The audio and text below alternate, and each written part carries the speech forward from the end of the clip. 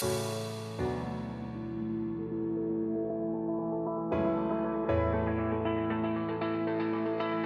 heel goede middag, dames en heren. We zijn vandaag bij de Brightlight Campus in Heerlen bij Conclusion bij Bjorn Nievergeld voor de Maastricht University Challenge en de Limburg Innovation Challenge. Wat doet Conclusion precies?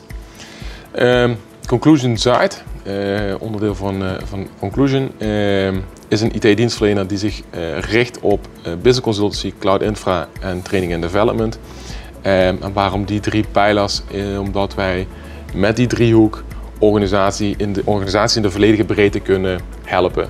Innovatie is inderdaad een heel breed begrip. En wat je vaak hoort is dat als men het over innovatie heeft, dan hebben ze het over technieken als artificial intelligence, blockchain, ook wederom de containerbegrippen, waar een heleboel in mogelijk is, maar wat het ook wel heel erg vaag en diffuus maakt.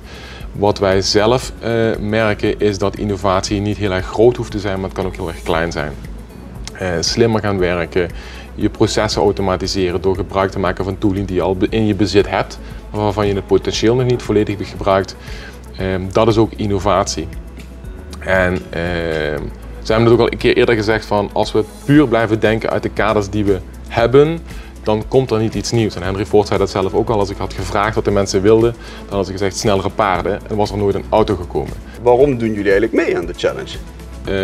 De regio heel veel potentie heeft qua innovatie en er nog steeds in mijn ogen dan de misvatting bestaat dat het voornamelijk in de Randstad te vinden is. Waardoor we ook zien dat heel veel kennis zich naar het noorden toe verplaatst.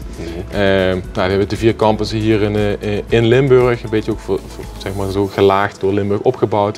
Je hebt uiteindelijk de Tech Campus in Eindhoven. Dus er is heel veel mogelijk en heel veel potentie ook qua werk in deze regio. En daar willen we graag een bijdrage aan leveren. Wat verwachten jullie van de student? Wat wij verwachten is inderdaad wel de creativiteit en hopelijk ook het lef om gewoon dingen anders te doen dan zoals ze beschreven staan in de theorieboeken. We zoeken eigenlijk wel naar wat verrassende ideeën.